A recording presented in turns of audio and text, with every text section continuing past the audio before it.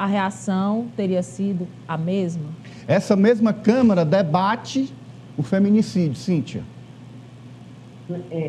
Agora sim, uma pauta que realmente importa, e acho que vou adorar, todas as mulheres, aliás, a sociedade de Teresina como um todo, vão adorar se o vereador Fernando Lima for um dos primeiros a aderir e a contribuir com esse observatório que está sendo elaborado a muitas mãos e que é uma iniciativa do vereador João Pereira. Aliás, eu peço desculpas por não estar no estúdio, porque eu estava até agora há pouco nessa reunião, acompanhando esse observatório, que tem um ponto muito importante. Essa é uma proposta do parlamentar do Partido dos Trabalhadores, porque o que eu acho interessante é que, primeiro, ele vai ser uma construção que reúne várias representantes da sociedade civil, tem representantes de movimentos sociais, sim, mas também são representantes. Lá tem a Associação de Costureiras, lá tem a Associação de Idosos, tem a Associação,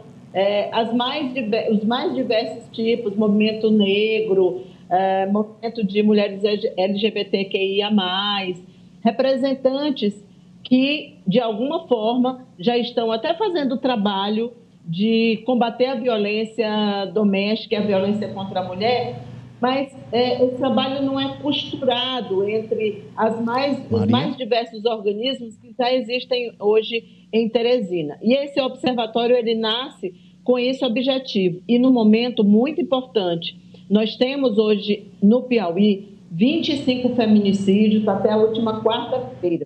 Esse número foi contabilizado por nós no Notícias do Dia, mas eu acredito, inclusive, que ele já aumentou de quarta-feira até agora. E a maioria desses casos acontece aqui em Teresina. Tem alguma coisa muito errada em relação a políticas públicas.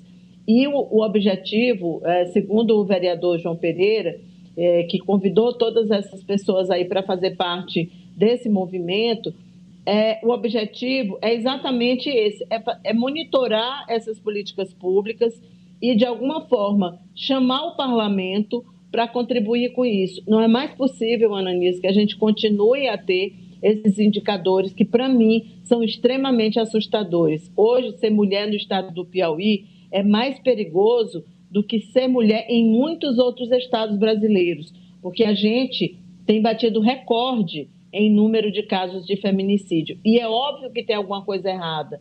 Não é só você falar de repressão, de medida protetiva. Isso é parte de um conjunto, mas tem que ter medidas que são medidas preventivas e não tem uma outra maneira que não seja envolvendo as instituições, as mais diversas instituições. Então, tem que cobrar, por exemplo, tem que saber se na lei de diretrizes orçamentárias do município, isso já foi solicitado pelo parlamentar, se a prefeitura destinou recursos para esse aspecto, se no governo do estado também tem, e o que é possível com os mecanismos que já existem, se inserir mulheres que são vítimas de violência para um atendimento mais rápido, para evitar, por exemplo, que essas mulheres continuem a ser agredidas e, principalmente, que elas continuem a ser mortas da forma como tem acontecido. Para isso aí, eu acho que se os vereadores, sejam eles de que gênero forem, quiserem contribuir, eu acho que vai ser uma grande contribuição para a cidade de Teresina. Essa questão de ações isoladas, né, que é isso que acontece, ações isoladas, o Executivo tem aqui uma ideia, o Legislativo, que tem ali suas limitações, tem outra, e uma organização, uma ONG, tem outra, termina exatamente enfraquecendo essa luta. E aí é preciso lembrar o limite de cada poder, mas a questão das leis aplicadas de acordo com aquilo que o governo, que a própria prefeitura, né, podem executar, já é um ganho, já é um alcance. Porque o que é que a gente percebe?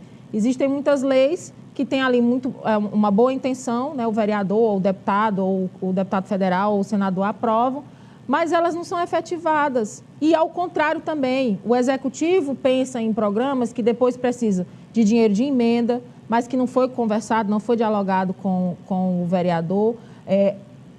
Essa bandeira não é a bandeira que todo mundo defende realmente. Entre liberar, por exemplo, uma emenda para um programa ali que vai favorecer mulheres e liberar uma emenda para outro tipo de projeto que renda mais votos, né, que tenha um alcance maior em termos de visibilidade, optam exatamente pela segunda opção. E aí vem a justiça, né, o trabalho da justiça, o trabalho da Secretaria de Segurança. A gente percebe que está realmente tudo muito desconectado, não é? Porque, principalmente, e aqui eu vou falar, o discurso de defender a mulher, de tentar diminuir os índices de violência, ele, assim como alguns outros discursos, como o próprio discurso da segurança pública, eles ficam sendo usados só durante a campanha eleitoral.